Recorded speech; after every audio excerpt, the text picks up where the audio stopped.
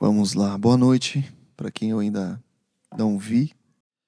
Meus irmãos, a gente vai dar continuidade então nas exposições do livro de Neemias. A gente fechou o livro de Esdras e agora a gente já está adentrando ao livro de Neemias. E semana passada a gente viu o capítulo 1. O capítulo 1 de Neemias. E agora a gente vai ver o capítulo 2. Então a gente vai ler o texto e depois tecer algumas considerações aqui do capítulo 1, né, do contexto, então do capítulo 2. Neemias, capítulo 2, diz assim o texto: No mês de Nisã, no ano 20º do rei Artaxerxes, uma vez posto o vinho diante dele, eu o tomei para oferecer e lhe o dei. Ora, eu nunca antes estivera triste diante dele. O rei me disse: Por que está triste o teu rosto, se não estás doente? Tem de ser tristeza do coração. Então temi sobremaneira. E lhe respondi: Viva o rei para sempre! Como não me estaria triste o rosto, se a cidade onde estão os sepulcros de meus pais está assolada e tem as portas consumidas pelo fogo? Disse-me o rei: Que me pedes agora? Então orei ao Deus dos céus. E disse ao rei: Se é do agrado do rei, e se o teu servo acha mercê em tua presença, peço-te que me envies a Judá, a cidade dos sepulcros de meus pais, para que eu a reedifique. Então o rei, estando a rainha sentada junto dele, me disse: Quanto durará a tua ausência? Quando voltarás? Aprouve ao rei enviar-me, e marquei certo prazo. E ainda disse ao rei: Se ao rei parece bem, deixe-me cartas para os governadores da além do Eufrates, para que me permitam passar e entrar em Judá, como também carta para Asaf, guarda das matas do rei, para que me dê madeira para as vigas das portas da cidadela do templo, para os muros da cidade e para a casa em que deverei alojar-me. E o rei mas deu, porque a boa mão do meu Deus era comigo. Então fui aos governadores da além do Eufrates e lhes entreguei as cartas do rei. Ora, o rei tinha enviado comigo oficiais do exército e cavaleiros. Disto ficaram sabendo Sambalate, o horonita, e Tobias, o servo amonita. E muito lhes desagradou que alguém viesse a procurar o bem dos filhos de Israel. Vamos orar mais uma vez, irmãos. Pai, nós lemos o teu texto, nós lemos as tuas escrituras. O Senhor tem sido fiel conosco, em falar conosco todas essas quintas-feiras. E eu peço, Deus, que nesse momento o Senhor possa continuar falando ao nosso coração. Não permita que as minhas emoções, o meu jeito, as minhas falhas, os meus erros aqui possam sobressair, mas que a tua santa palavra possa adentrar os nossos corações, ir lá ficar, permanecer eternamente, Senhor. Por favor, não nos deixe esquecer da tua palavra, não nos deixe, Senhor, abandonar, Deus, a tua palavra, deixar cair no esquecimento, mas que possamos praticar o que a gente escuta aqui, Deus. E isso tudo com a ajuda do teu Espírito Santo. Somente assim, Deus, nós conseguiremos. Esse é o desejo do nosso coração. Abençoe esse momento. Em nome de Jesus. Amém.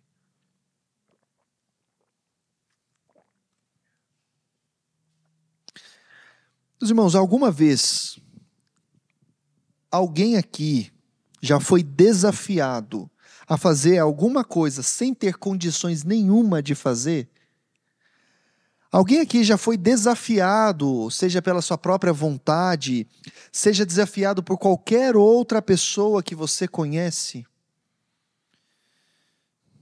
Uma outra pergunta aqui: você já parou para pensar o porquê de você vir à igreja aqui e sentar nessa cadeira que você está sentando? Será que talvez alguém te desafiou? Você foi desafiado quando percebeu que o mundo em que nós vivemos está caindo, está sendo um mundo à beira de um precipício. Isso desafiou o seu coração a buscar algo eterno. O que nós iremos ver aqui nesse texto é sobre um homem chamado Neemias, um homem que tinha uma missão no coração, um homem que foi desafiado e ele foi confrontado pelas próprias situações que ele viu. Que quando soube da situação e do cenário em que os seus irmãos compatriotas viviam, e a cidade dos seus pais, o cenário e a situação que a cidade se encontrava, ele não ficou indiferente. Mas Neemias aqui, ainda que fosse uma figura importante diante do grande rei da Babilônia, do grande rei da Pérsia, Artaxerxes, ou sendo, ele era copeiro do rei, era um ofício alto, ainda assim ele era escravo em terra estrangeira. Isso, o que quer dizer ele ser escravo em terra estrangeira? Bom, quer dizer que ele era impossibilitado pelas circunstâncias em que ele vivia. Ele tinha impossibilidades, ele não era o rei. Ele era alguém que não tinha condições nenhuma de sair em sua jornada. Ele não tinha nenhuma condição de sair em sua missão e executá-la, e cumpri-la. Um copeiro do rei, mas que veria a sua impossibilidade ser transformada e se tornar totalmente possível aos seus olhos. Esse texto aqui, meus irmãos, nós já pregamos ele em certa vez, mas é sempre bom relembrar, já que nós estamos caminhando por Neemias.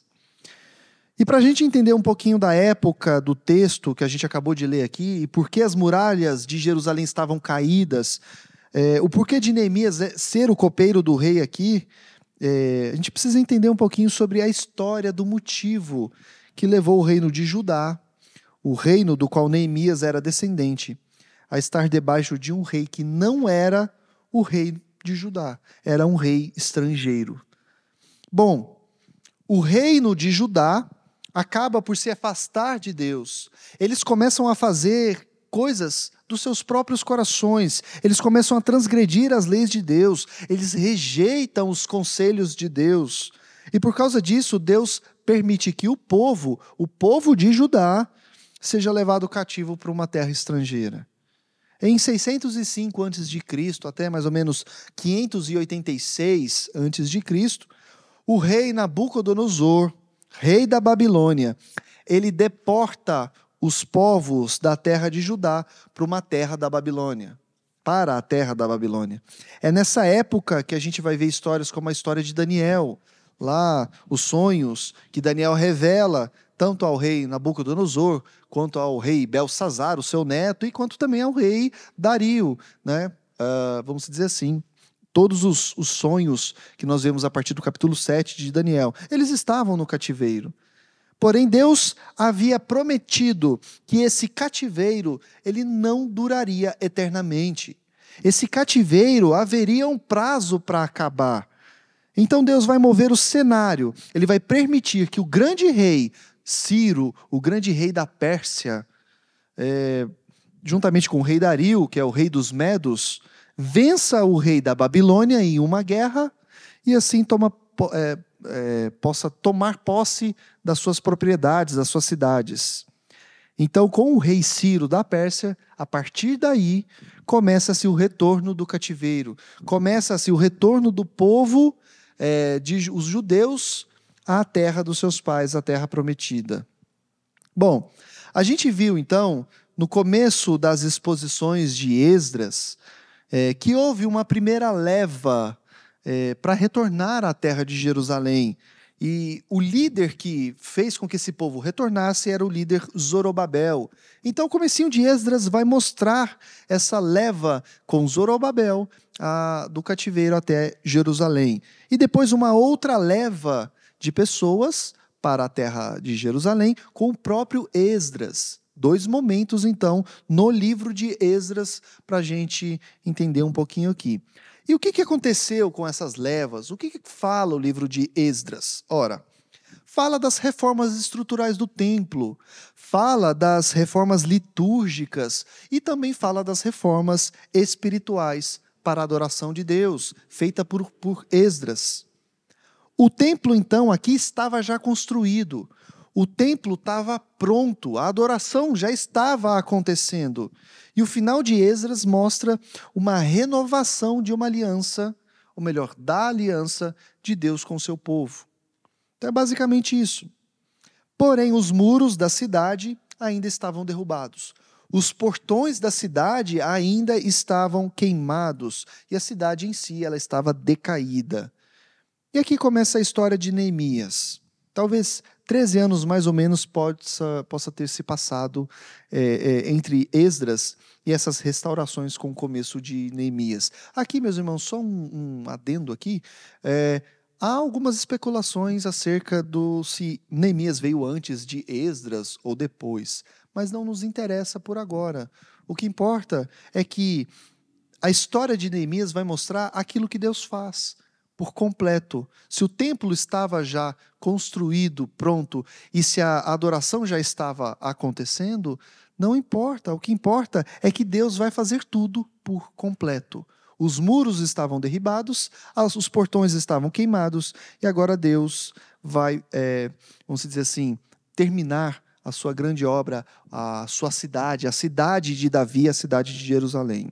E a gente viu na semana passada, então, que Neemias, ele descobre que tem uns irmãos ali, ou melhor, lá em Jerusalém, que eles estavam passando uma miséria, eles estavam passando dificuldade. Ele descobre que os muros ainda estão caídos e que os portões estão queimados. Neemias faz o que então? Neemias ora, Neemias jejua ao Senhor com o coração muito angustiado e aflito. Ele vê aquela situação daqueles irmãos com uma dor muito grande na alma, por toda aquela situação.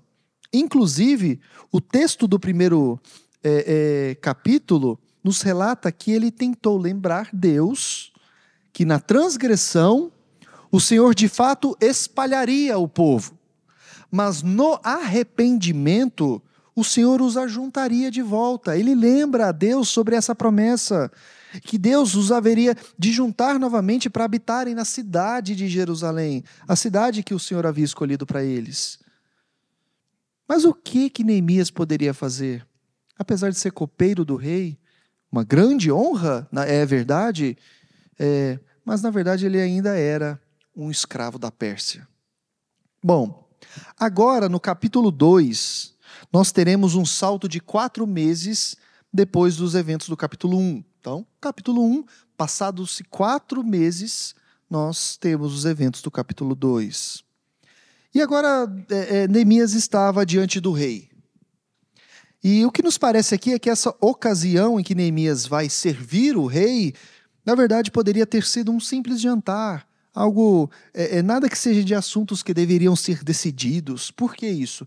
Porque diz o texto que a própria rainha estava presente. Então provavelmente era um jantar tranquilo. E Neemias, sendo copeiro, ele estava juntamente com o rei e a rainha no jantar. Neemias vai provar o vinho antes de servir ao rei, o que era um trabalho típico naquela época. O rei olha então para Neemias e percebe que Neemias está triste. O seu rosto demonstrava tristeza, o seu semblante era miserável aqui. Isso não era comum, porque o próprio Neemias vai dizer que nunca estivera com tal feição na presença do rei. Era algo inédito, inclusive para o rei. Meus irmãos, 4 meses Neemias ficou angustiado. 4 meses Neemias desejou ajudar os seus irmãos e a cidade dos seus pais, mas a impossibilidade de Neemias deixou o próprio Neemias com o coração aflito, de tal maneira que nunca havia acontecido com ele. Bom, o desejo de ajudar os seus irmãos, pelo visto aqui, era incontrolável. O seu semblante estava bem esmorecido diante do rei. A sua alma, ela provavelmente estava ardendo, desesperada, porque Neemias não podia fazer nada, ele estava impossibilitado de ajudar o seu povo. Bom, tal impossibilidade que fez com que Neemias fizesse algo diante do rei que ele nunca havia feito. Era demonstrar essa tristeza diante do rei Artaxerxes. Bom, ele agora estava servindo o rei na sua função de copeiro, experimentando o vinho para entregá-lo ao rei. E o rei então nota a tristeza de Neemias. O rei percebe a aflição de Neemias, porque ele no verso 2 vai perguntar: por que está triste o teu rosto, se não estás doente? Tem de ser tristeza do coração. O texto diz então que Neemias o temeu sobremaneira. Neemias o temeu muito. Meus irmãos, é totalmente aceitável que Neemias tema o rei. É aceitável que Neemias, é compreensível que ele tema, que ele sinta medo, receio com o rei. Porque naquela época, os homens que trabalhavam para o rei, eles deveriam estar a todo momento servindo o rei com alegria, com ânimo, com espírito alegre. Que rei, meus irmãos, se nós já não aguentamos, que rei iria querer um servo de mal com a vida? Que rei iria querer alguém emburrado o tempo inteiro, reclamando da vida? E esse rei Artaxerxes aqui, ele não era conhecido como um reizinho amigável, alguém carinhoso. Não, ele era conhecido como um rei forte, de uma nação cruel, de uma nação que o rei era o apogeu dessa crueldade. Talvez homens já tivessem morrido por bem menos, na presença do rei. Mas Neemias temeu de fato o rei. E talvez Neemias solta aqui com um certo entusiasmo, talvez para mostrar algum ânimo: viva o rei para sempre, no intuito de reverter o seu semblante, de revigorar um pouquinho o seu ser. E Neemias ali, ele é sincero com o rei. Mesmo na temeridade do momento e da situação, Neemias vai abrir o seu coração e ele vai dizer a verdade. Senhor, como eu poderia estar bem? Como não estaria triste o meu rosto se a cidade onde estão os sepulcros dos meus pais está assolada e tem as portas consumidas pelo fogo? Como é que eu poderia estar alegre sabendo dessas coisas? Meus irmãos, Neemias sabia o que estava se passando com os seus irmãos. Ele sabia que os muros da cidade estavam derribados. Ele sabia que os muros, que as portas estavam queimadas. Porém, ele se encontrou diante de uma impossibilidade de fazer alguma coisa. Ele, de fato, era copeiro do rei. Porém, algo que faça mais sentido, essa impossibilidade, era que ele era literalmente um escravo da Pérsia. Isso nos diz uma coisa: a vida de Neemias, ela não pertencia a ele mesmo. Em um raciocínio rápido aqui, a gente já consegue saber que Neemias poderia não ter esperança de que a sua missão, a missão que estava no seu coração, o desejo de ir até a cidade, de ajudar os seus irmãos, de reconstruir os muros, poderia ir por água abaixo, pelo simples fato dele ser escravo da Pérsia, um escravo do rei. E como tal escravo, na concepção natural que a gente sabe, o rei nunca iria deixá-lo ir. Como já dizem alguns pensadores, com aquelas famosas frases, né? Somos todos escravos de alguém ou de alguma coisa. Não há ninguém livre por si mesmo. Não há nenhum sequer livre neste mundo. O homem se tornou escravo dos seus próprios prazeres, é verdade. O homem se tornou escravo dos seus deleites e, como tal, o seu rei, o rei que fez para si mesmo, nunca vai deixá-lo ir. Não somos assim também.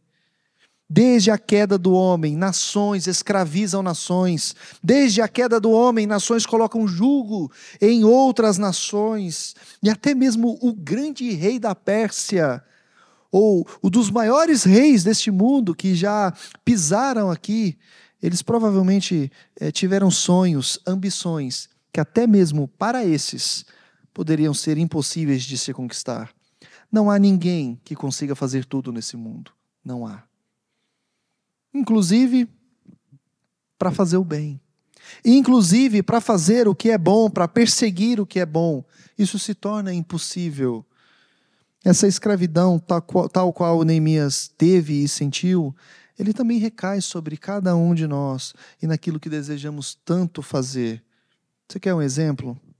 Quantas vezes Você quis ajudar alguém e não conseguiu.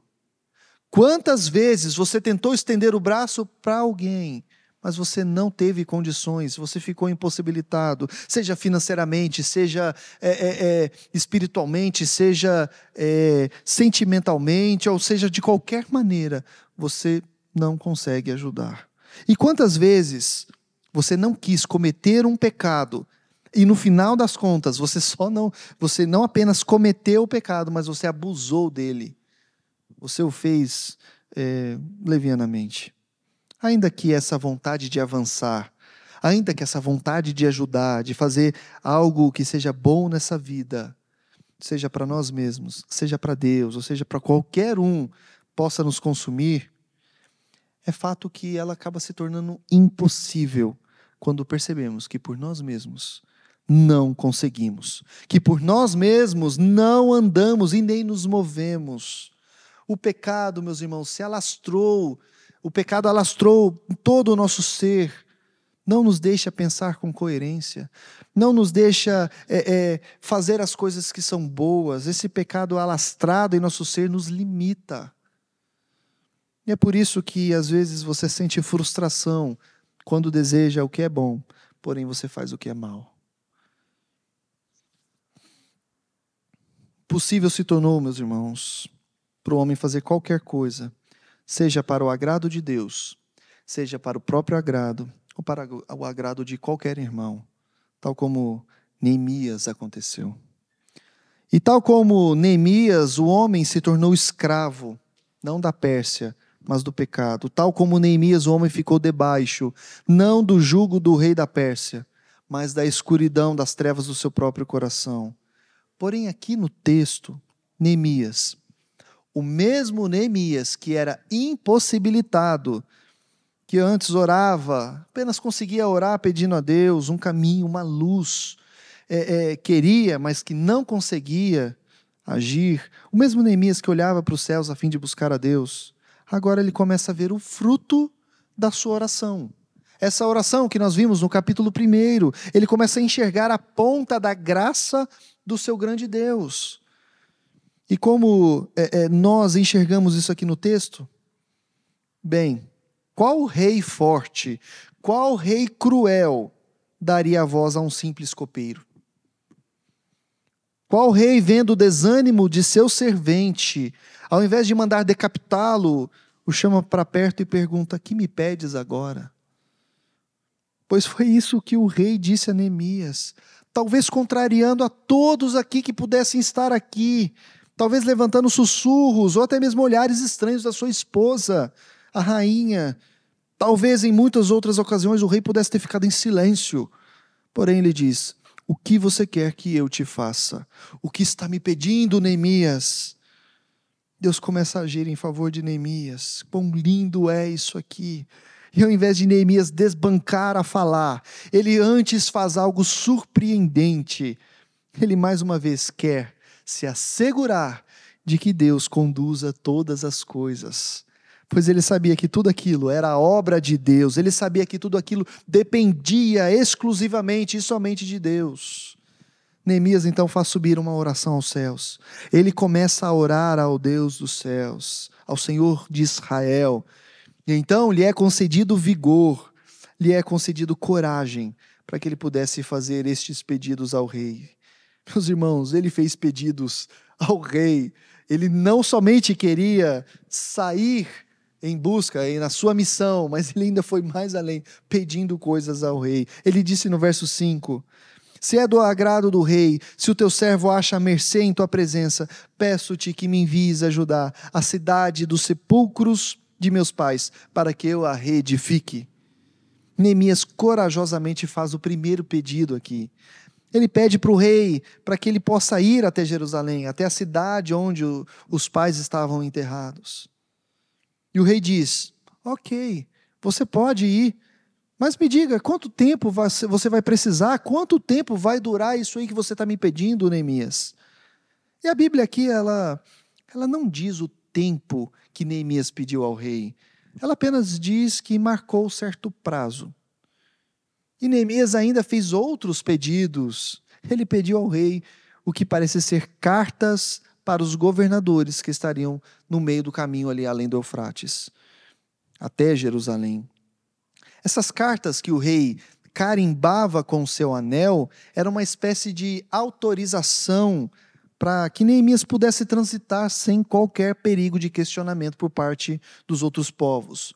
Nós estamos falando aqui de uma época que não havia celular.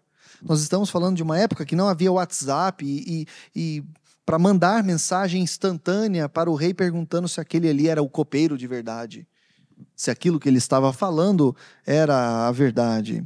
E além dessas cartas de proteção para os governadores das cidades, né, onde ele passaria, Neemias também pediu carta para o guarda das matas do rei. Ou seja, aquele homem que vigiava as matas para o rei, desse a ele, a Neemias, madeiras para as vigas das portas da cidadela do templo, para os muros da cidade e para a casa que ele iria se alojar. Neemias aqui é um rapaz bem ousado, fala a verdade.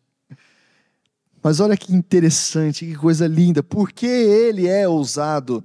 Diz o texto que a boa mão do Senhor estava com Neemias, pois o rei dera tudo o que Neemias precisava. Meus irmãos, a graça de Deus operava, a graça de Deus estava conduzindo todas as coisas na vida de Neemias. O Senhor agraciou Neemias através da vida do rei da Pérsia. E Neemias não conseguiu somente o que pediu, como também lhe foi entregue a mais do que o seu pedido. Além da ousadia dos pedidos, o rei ainda entregou algo a mais. O verso 9 vai dizer que além das cartas para o trânsito, além das madeiras, o rei lhe deu oficiais para ajudar na obra. Deus estava conduzindo. A forte mão do Senhor estava sobre Neemias. O que antes era impossível, o que antes era inimaginável aqui, o que estava há 4 meses aguardando algum momento, alguma solução que poderia talvez ser distante e vazia, agora se torna bem diante dos olhos de Neemias possível. Agora se torna verdade, agora se torna palpável, visível. E tudo isso por quê? Porque a boa mão do Senhor estava sobre Neemias. E o mais interessante desse texto é que não foi tudo às 1000 maravilhas, é verdade. O interessante, meus irmãos, aqui no texto, é que nem tudo ocorreu como uma nuvem de arco-íris. Obviamente, certamente haveria de se levantar contra Neemias alguns que desgostaram, alguns que não se agradaram por Neemias querer ajudar os seus irmãos. Obviamente. E nós vemos isso desde o começo de Esdras, sempre homens levantando contra os homens que Deus envia. Sempre, meus irmãos, que dispusermos a querer fazer alguma coisa, situações e pessoas vão se levantar contra nós. Não irão querer, não desejarão a nossa chegada. E isso é fato. A caminhada de Neemias não foi um arco-íris. Porém, Deus, desde o capítulo 1, estava atento aos ouvidos, com os ouvidos, ouvindo a oração desse homem aqui, vendo a angústia no coração por causa dessa impossibilidade humana, diante dessa fraqueza de não conseguir ajudar. Deus estava vendo. E Deus moveu profundamente o coração do rei. Ele usou até mesmo um rei como esse, um rei pagão, um rei que era cruel, para agraciar e cuidar de tudo para Neemias. Esse é o Deus de Neemias, para dar tudo o que ele precisava para a sua missão. Pode parecer que o querer foi obra de Neemias, né? Pode parecer que partiu de Neemias, mas, meus irmãos, o querer e o efetuar pertencem ao Senhor. A obra é do Senhor. Essa e qualquer outra obra é do Senhor. Neemias podia estar com o coração desejoso de sua missão. Neemias podia até mesmo estar com o coração ardente em ajudar o seu povo. Mas Neemias, meus irmãos, era impossibilitado. Contudo, ele haveria de ser a ferramenta na mão do grande ferreiro. A ferramenta na mão do Senhor.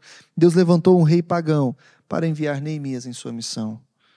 Foi Deus, meus irmãos, foi Deus quem permitiu que o grande rei da Pérsia usasse de misericórdia e agraciasse Neemias em tudo o que ele precisava. E tal como Neemias, nós somos, de fato, impossibilitados de executar a nossa missão. Somos limitados em buscar aquilo que é bom, aquilo que é agradável, aquilo que é verdadeiro.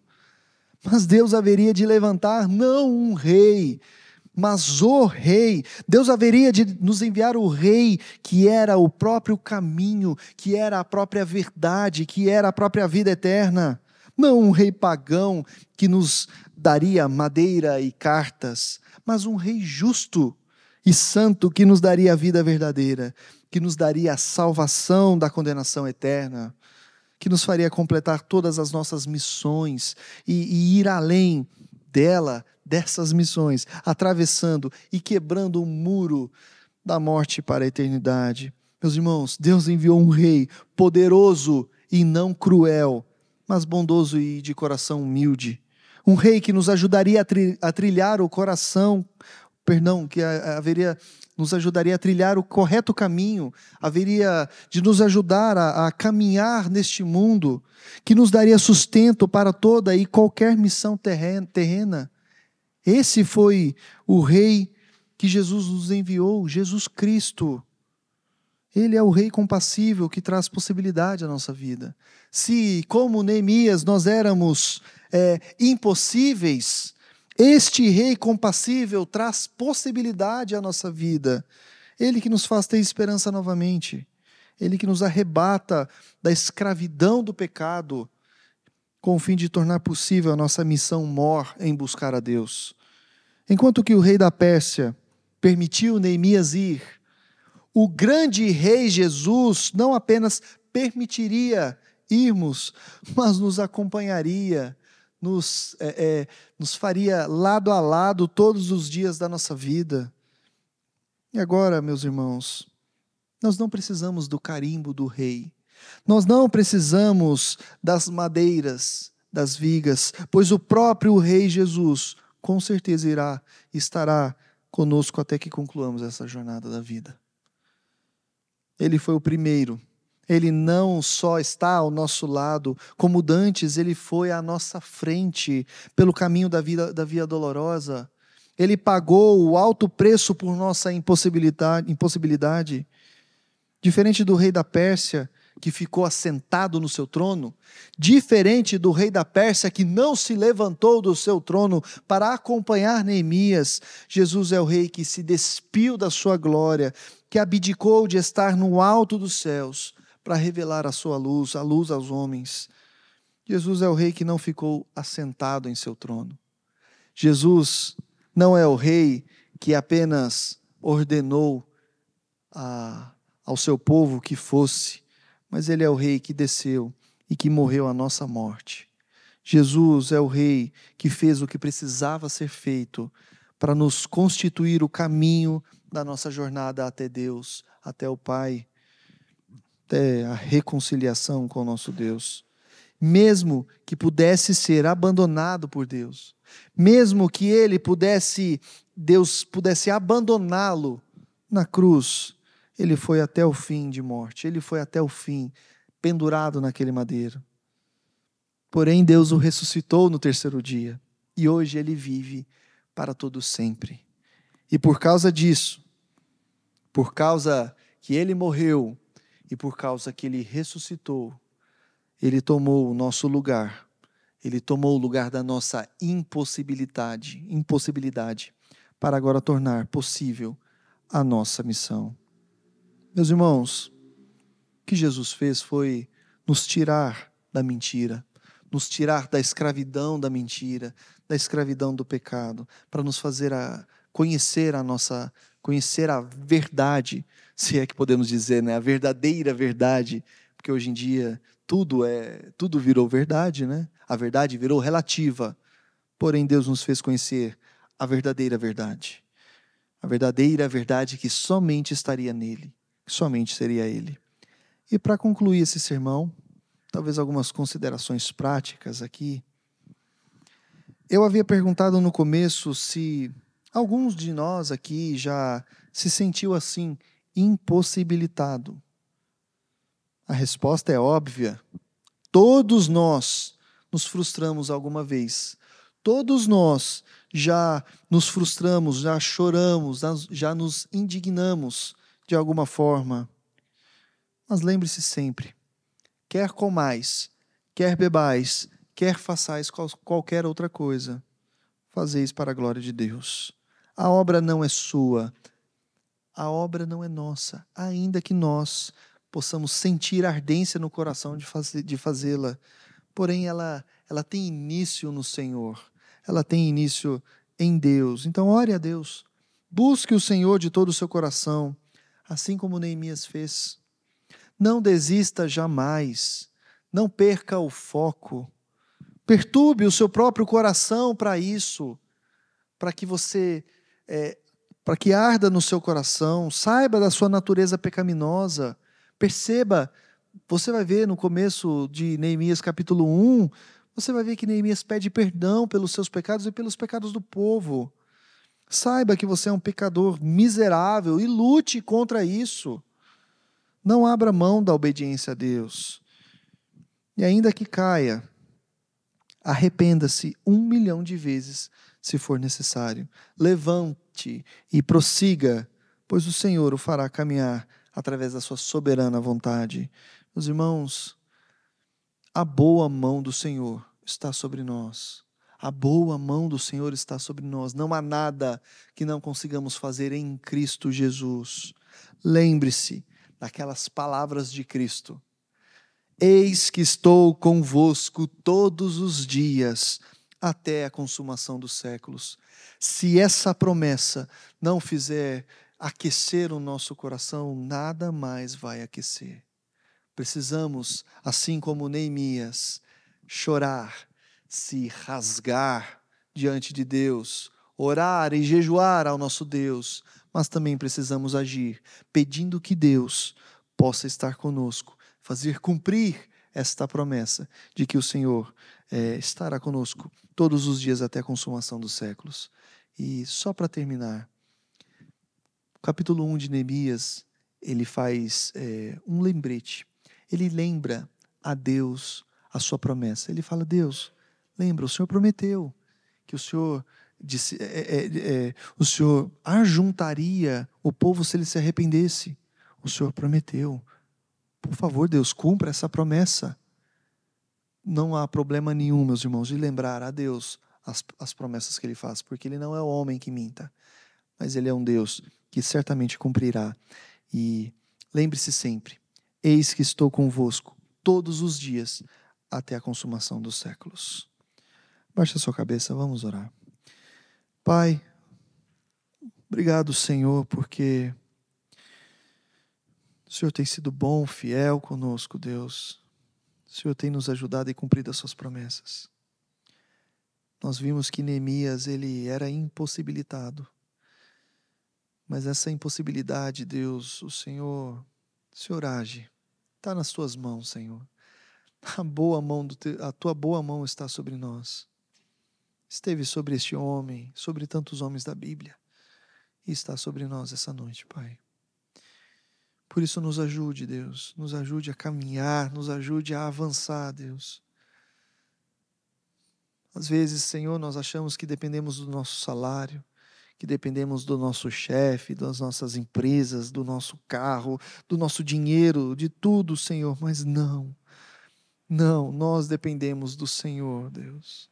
É o Senhor quem faz o impossível, é o Senhor quem multiplica, é o Senhor quem traz as coisas visíveis, Deus. É o Senhor quem forma tudo, é o Senhor quem cria. O Senhor, o Deus invisível, é quem faz todas as coisas visíveis, Pai. Por isso eu te peço, Deus, não nos deixe desanimar, não nos deixe, Senhor, voltar para o lamaçal em que nós estávamos, Pai. Mas nos ajude a caminhar, nos ajude, Senhor, a avançar, Deus, no Teu reino. Esse homem não via, Deus, possibilidades, Pai. Esse homem não via, não tinha nem como ele ver diante de um rei tão cruel como eram os reis da Pérsia. Mas Deus, quem pode contra o Senhor? Quem pode contra os teus planos, Pai? Não há nada e não há ninguém. Louvado seja o teu nome por isso. Louvado seja o teu nome por isso. Nos ajude a crer, nos ajude a firmar os nossos pés na sua soberania, na sua vontade, Pai, para que a gente possa caminhar, para que a gente possa não desistir e que a gente possa ser ousado e ter a certeza de que a tua boa mão está sobre nós. Continue assim, Deus, que a tua fidelidade possa adentrar o nosso coração. Mesmo na nossa infidelidade, o Senhor permanece fiel. Louvamos o Senhor por isso. O desejo do nosso coração. Nós te pedimos, Deus, em nome de Jesus. Amém.